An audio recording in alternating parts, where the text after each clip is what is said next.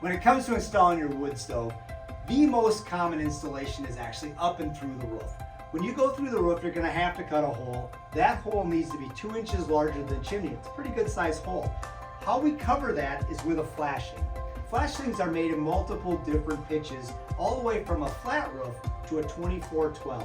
This flashing I show in front of me here is the one that we have in our kit. It's the most common flashing. It's going to be from a 0-12 to a 6-12. The flashing cannot stop water from coming in. How you do that is you add a storm collar. The storm collar fits right on here. It's attached to the chimney and rises and falls with the expansion and contraction of the chimney. Both of these parts are sold individually.